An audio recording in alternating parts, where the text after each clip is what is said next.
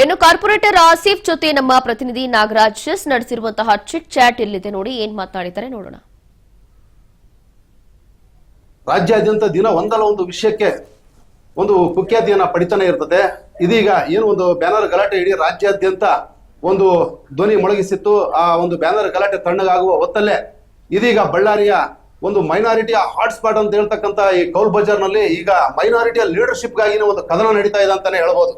ಇದು ಮೇಲ್ನೋಟಕ್ಕೆ ಒಂದು ಹಣದ ವಿಚಾರ, ಹಣಕಾಸಿನ ವಿಚಾರ ಅಂತ ದೂರುಗಳು ದಾಖಲಾದ್ರೂ ಕೂಡ ಇದರ ಹಿಂದೆ ಈ ಒಂದು ಮೈನಾರಿಟಿಯನ್ನ ಹೊಲಿಸ್ಕೊಳ್ಳುವ ಲೀಡರ್ಶಿಪ್ ಅನ್ನ ಬೆಳೆಸ್ಕೊಳ್ಳುವ ಭರದಲ್ಲಿ ನಡೀತಾ ಇರತಕ್ಕಂತ ಒಂದು ಗಲಾಟೆ ಅಂತಾನೆ ಹೇಳ್ಬೋದು.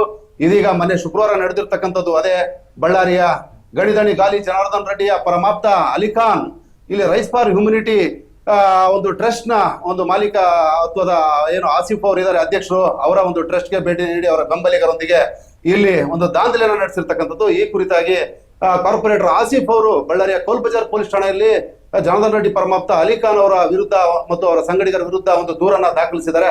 ಬನ್ನಿ, ನಮ್ಮೊಟ್ಟಿಗೆ ಕಾರ್ಪೊರೇಟರ್ ಆಸಿಫ್ ಇದ್ದಾರೆ, ಅವ್ರನ್ನ ಮಾತಾಡ್ಸೋಣ.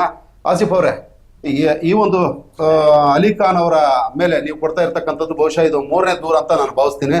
ಇದು ಪದೇ ಪದೇ ಹಿಂಗಾಗ್ತಾ ಇದೆ, ಇದು ಯಾವ ಕಾರಣಕ್ಕಾಗಿ ನಡೀತಾ ಇದೆ?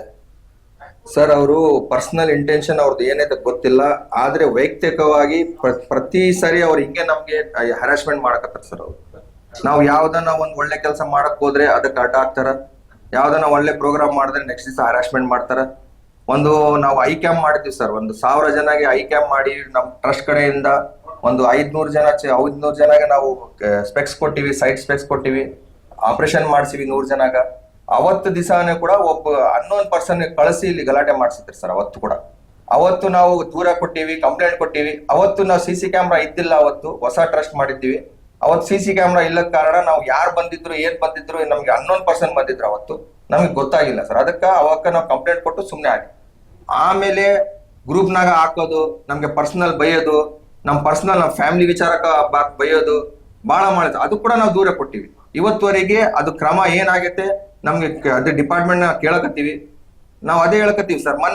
ಮೊನ್ನೆ ಕೂಡ ಟ್ರಸ್ಟ್ಗೆ ಬಂದು ಗಲಾಟೆ ಮಾಡೋದು ಅವಸರ ಏನೈತೆ ಸರ್? ಬಂದು ಅಲ್ಲ, ಅವೆಲ್ಲ ಸುಳ್ಳು ಸರ್. ಯಾಕಂತಂದ್ರೆ ಇವಾಗ ಅದು ಹಣಕಾಸು ವಿಚಾರ ನಮ್ಗೆ ಮೇಡಮ್ ಅವ್ರಿಗೆ ಒಂದಿಲ್ಲ ಸರ್, 100 ಇದಾವ. ನಾವು ಪೆಟ್ರೋಲ್ ಬಂಕ್ ವ್ಯವಹಾರ ಕೂಡ ಅವ್ರ ಜೊತೆಗೆ ಮಾಡಿವಿ, ನಾವು ಅವ್ರಿಗೆ ಮಾರಿವಿ. ನಮ್ದು ಅವ್ರದ್ದು 100 ಇರ್ತಾರೆ.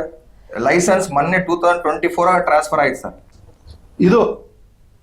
ಇದು ಕಾರ್ಪೊರೇಟರ್ ಆಸಿಫ್ ಅವರು ಈಗ ಏನು ಗಾಲಿ ಜನಾರ್ದನ್ ರೆಡ್ಡಿಯ ಪರಮಾಪ್ತ ಅಲಿಖಾನ್ ಅವರಿಂದ ನನಗೆ ಪ್ರಾಣ ಬೆದರಿಕೆ ಇದೆ, ಅವರು ಬಹಳ ಹಿಂದೆ ಕ್ರಿಮಿನಲ್ ಪ್ರಕರಣಗಳಲ್ಲಿ ಇರ್ತಕ್ಕಂಥವ್ರು, ಅವರು ಯಾರ ಮುಖಾಂತರ ಆದ್ರೂ ಕೂಡ ನನಗೆ ತೊಂದರೆ ಮಾಡಬಹುದು, ನನ್ನ ಜೀವ ಅಪಾಯದಲ್ಲಿದೆ, ನನಗೆ ರಕ್ಷಣೆ ಕೊಡಿ ಅಂತ ಹೇಳಿ ಈಗ ಪೊಲೀಸ್ ಇಲಾಖೆಯನ್ನ ಕೇಳ್ಕೊಂಡಿರ್ತಕ್ಕಂಥದ್ದು.